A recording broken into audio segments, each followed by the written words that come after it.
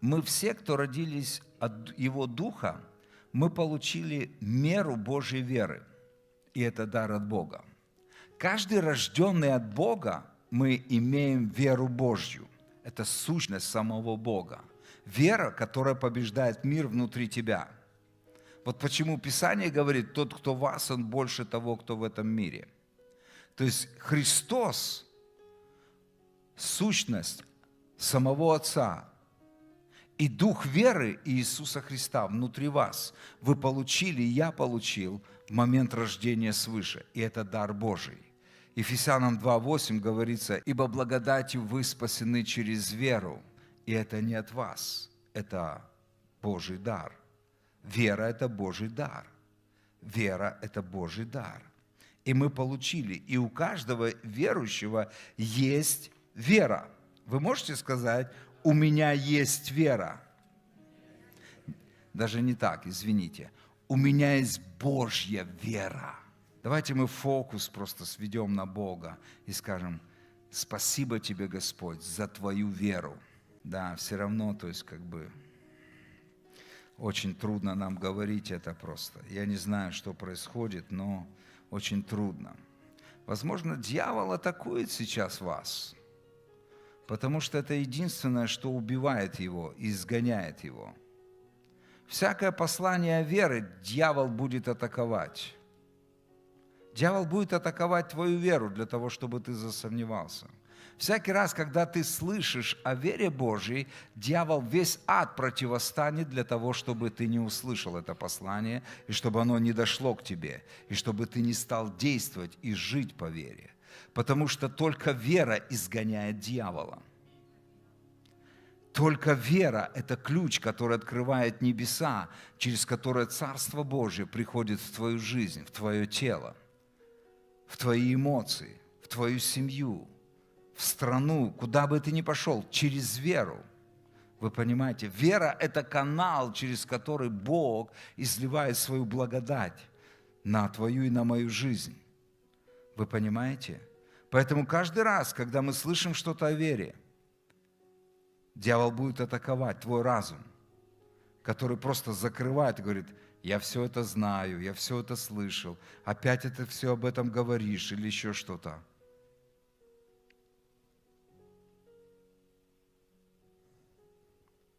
Римлянам 12 глава, 3 стих. «По данной мне благодати, всякому из вас говорю, не думайте о себе более, нежели должно думать, но думайте скромно, по мере веры, какую каждому Бог уделил». И я даю акцент не на первую часть, а на последнюю часть этого стиха. Библия говорит о том, что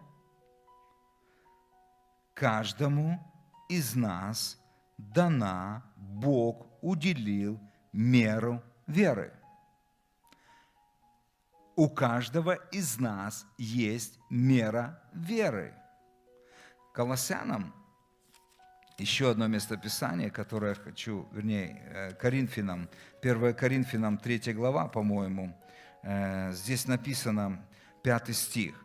«Кто Павел, кто Аполлос? Они только служители, через которых вы уверовали.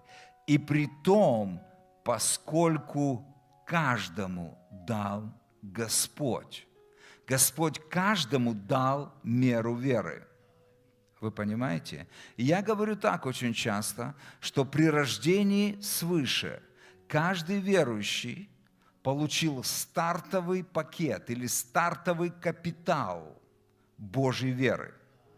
У каждого верующего есть вера Божья. Вера Божья. Не вера этого мира, вера Божья, которая имеет сущность и ДНК самого Бога. Вера, которая побеждает мир внутри тебя. Она излилась вместе с Духом Святым, который родил нас. Аминь. Поэтому, друзья, воля Божья, чтобы каждый сын и дочь Божьи приумножили этот капитал. Как мы умножаем веру? Мы просто живем ею каждый день. Мы должны жить ею каждый день. Если мы не живем верой, тогда она лежит мертвым грузом. Если мы не прогрессируем в нашей жизни с Богом, значит мы деградируем. Друзья, это очень важно. Это закон, где бы он ни был. Если ты не прогрессируешь в чем бы то ни было, ты деградируешь. Вы понимаете, друзья? Если вы не прогрессируете в чем-то, вы деградируете. Пустоты не бывает. В духовном мире 100% не бывает. Если моя жизнь не наполнена сегодня верой, знаете, чем она будет наполнена? Сомнением, страхом, неверием, заботами, тревогами. Пустоты не бывает. Если моя жизнь сегодня не наполнена верой, я буду наполнен страхами, заботами, сомнениями, неверием, ропотом, недовольством и так далее и тому подобное. Так или нет? Поэтому очень важно, чтобы мы проверяли себя. Я прогрессирую или я деградирую? Более того, это может привести нас к отступлению от Бога и снова к духовной смерти. Я не хочу просто делать громкие заявления, но я допускаю, что в каждой церкви рожденные свыше однажды люди даже и не знают, что они уже умерли духовно. Они религиозно могут знать Писание, они могут делать какие-то религиозные вещи. Еще раз я вам говорю, друзья, если я не прогрессирую в Боге, я деградирую. Если я не развиваюсь, если я не получаю откровения, если я не вдохновляюсь, если меня вообще просто не наполняет Божья жизнь, и я не радуюсь и не счастлив в этой жизни, и просто хожу, потому что по привычке я занимаюсь религиозной деятельностью, друзья, что-то не так, я деградирую. И эта деградация незаметно может привести меня к отступлению от Бога. Просто к отступлению от Бога. Давайте откроем Евреям 10 главу. Евреям 10 глава.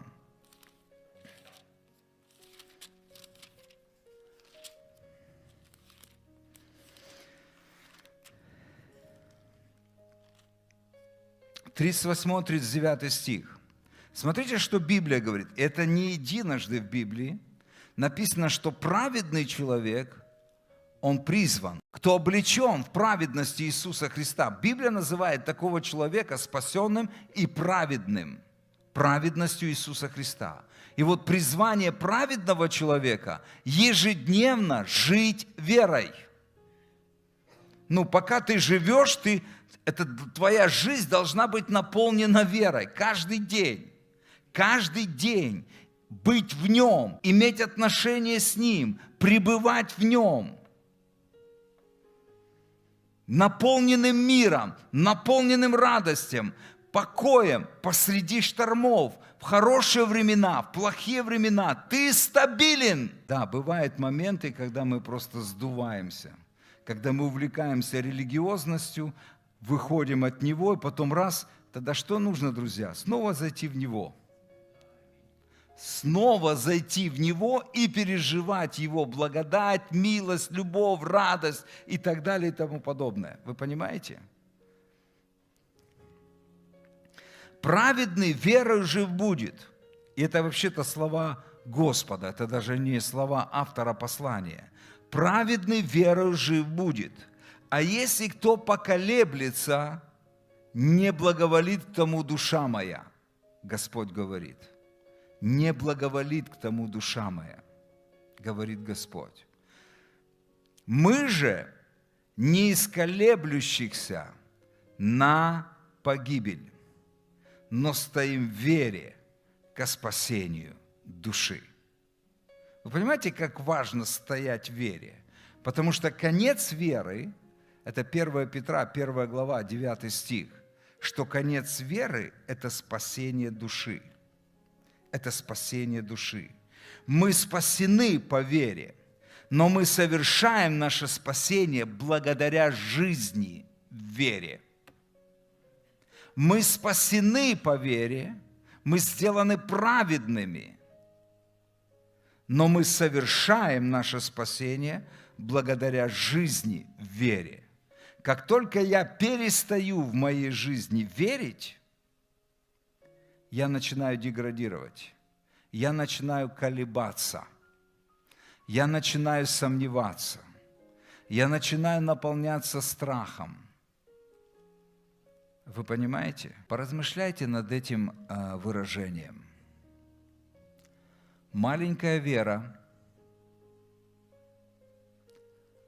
приводит нас на небеса. Большая вера опускает небеса на землю. Маленькая вера приводит нас на небеса.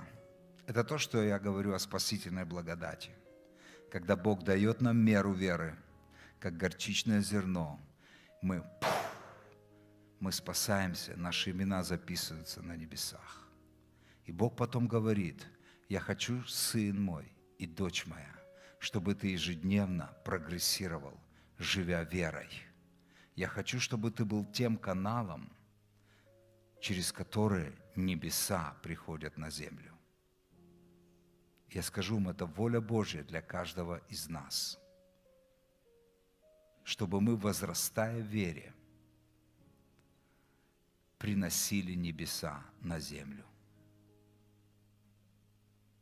Приносили небеса на землю. Давайте не будем довольствоваться малым. Я спасен. Давайте будем довольствоваться тем, что хочет Бог для каждого из нас.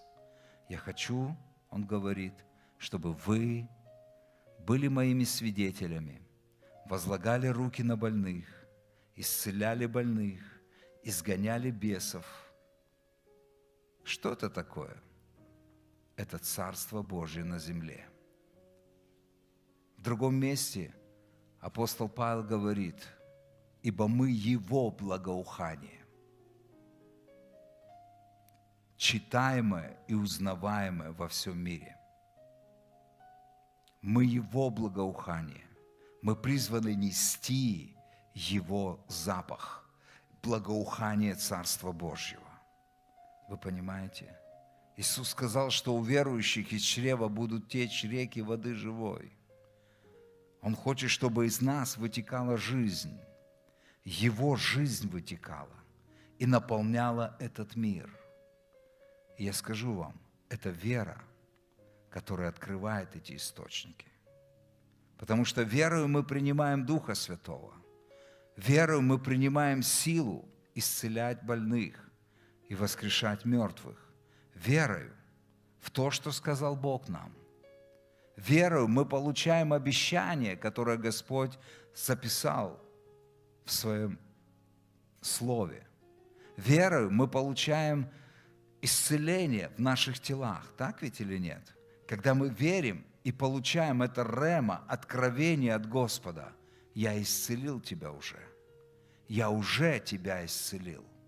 Ты уже исцелен.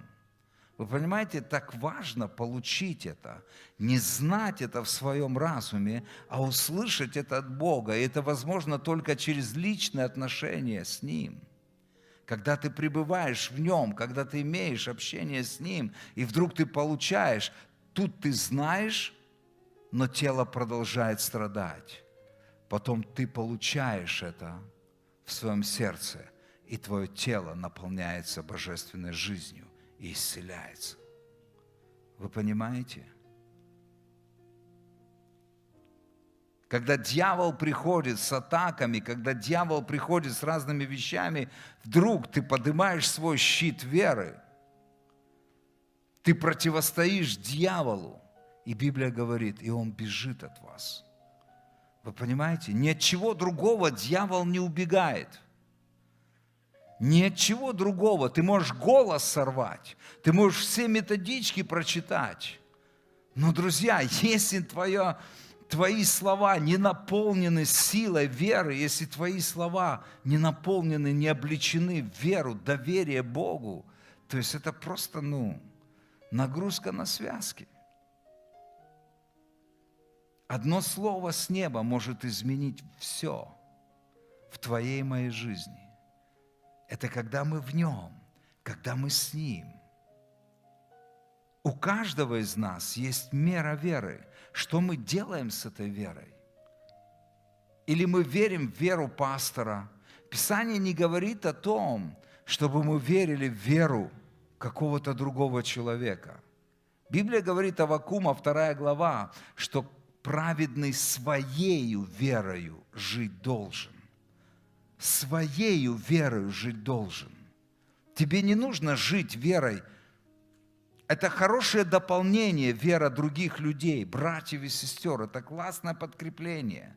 Но Бог хочет, чтобы каждый из нас научился жить своей личной верой, личными взаимоотношениями с Богом, личными переживаниями Господа, личными просто, чтобы мы просто покоились в Нем, находились в Нем. На самом деле есть вещи, где мы должны проявлять веру нашу. Она не должна лежать. Мы когда-то говорили, что вера – это всегда действие. Живу ли я верой? Это всегда действие. Что производит моя жизнь? Что производит моя жизнь? Это будет видно. Имею ли я веру? Центром или объектом, или фокусом Божьей веры всегда будет являться Бог и Его Слово. Бог и Его Слово. Если наш фокус на этом, тогда наши реакции и наши суждения о том, что происходит в этом мире, будут другими. Не все то, что мы видим, видимым, является так, как видит это Бог. Мы видим эту часть. Я не говорю, что это может быть неправда. Это часть всего лишь картины. Это часть, которую мы видим. Но есть многое, чего мы не видим. Это как та история с Елисеем и слугой. Помните, да? Он утром встал, посмотрел, а весь город окружен вражескими войсками. Все.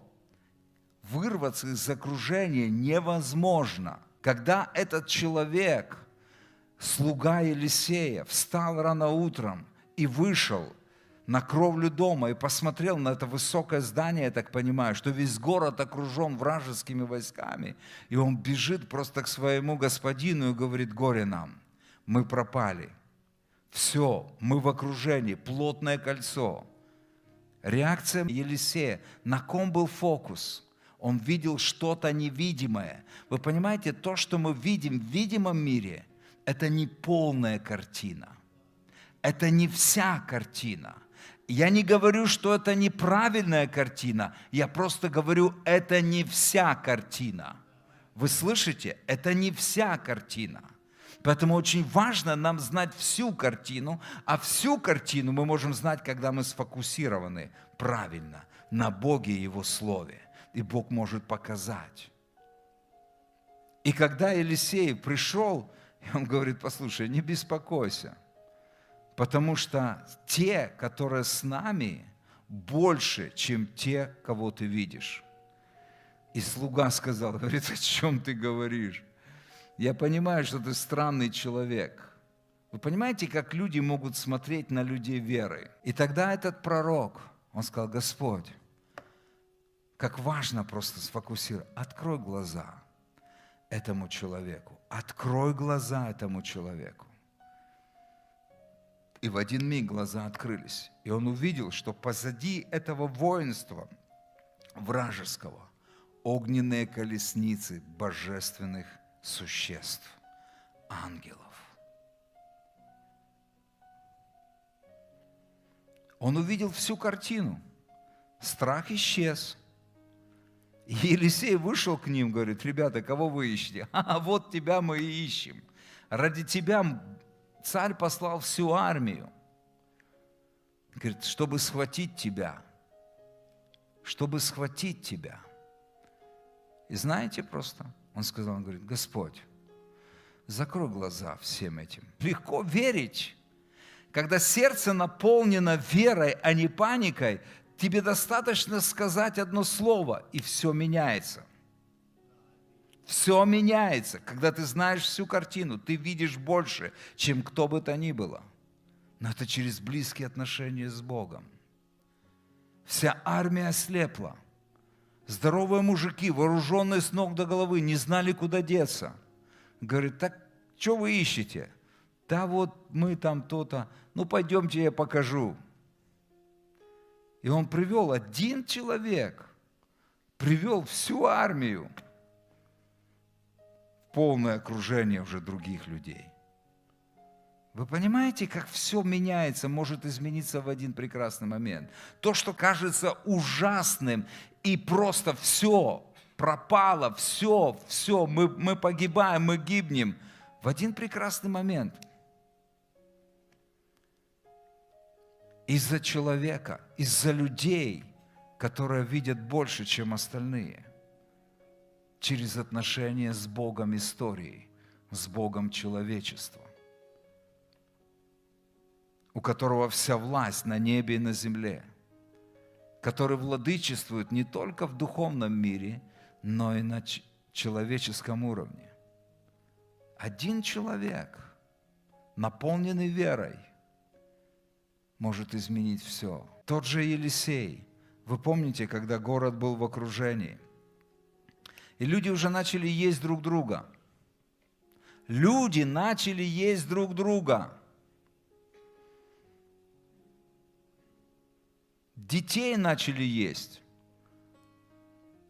Как вам состояние просто народа?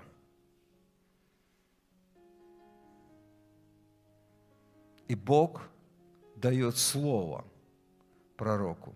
Говорит, завтра у вас будет все в изобилии. Столько-то будет стоить мука, столько-то будет стоить елей, столько-то будет стоить всего. И человек-сановник, который опирался на руку царя, он сказал такую вещь. Даже если откроется небо, вряд ли это будет. Тот говорит, это не вопрос. Это будет, но ты этого не увидишь. Вы понимаете, как очень важно, что ты видишь? Какой твой фокус? Что ты видишь? Друзья, так важно, на что мы фокусируемся. Что ты видишь? Тот человек так и не увидел прорыв. А кого Бог использовал вообще? Людей, которые были вообще изгои, на которых вообще никто ставки не ставил. Вообще не замечали этих людей. Мы даже не знаем, откуда может прийти. Мне нравится Бог, Его стратегия не вписывается ни в одну военную стратегию. 4 прокаженных, которые были за станом, которые были отвергнуты всеми. Говорит, слушай, в городе просто скука, голодно, холодно, там едят всех, нас точно побьют камнями там. Что тут умереть, что там от камней. Говорит, ну пойдем в стан врага. И я верю, что Бог просто взял этих ненормальных прокаженных, послал, и они пошли, говорит, лучше тогда пойдем умрем, хотя бы вот от врага нашего умрем.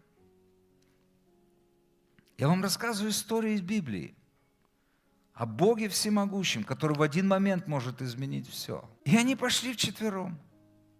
И когда они шли, как так можно? Бог сделал, что вражеской армии многотысячной показалось шум огромного войска. 4 прокаженных с бубенчиками просто.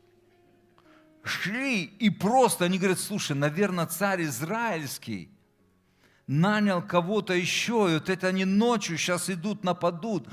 Страх напал. Они побросали все и убежали.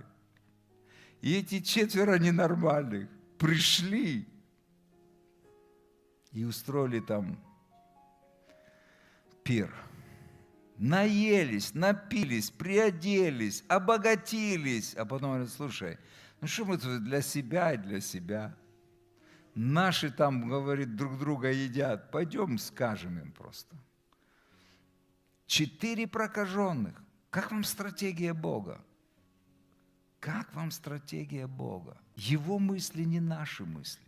Его пути не наши пути.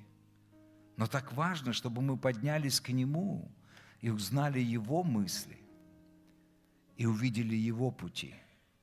И я скажу вам, тогда наше сердце посреди шторма будет наполнено миром и радостью. Вы имеете веру Божью, которая имеет силу изгонять дьявола и побеждать все, что есть в этом мире. Вы люди Божьей веры. Нам нужно активировать ее. И нам нужно жить, как праведные люди. Аллилуйя.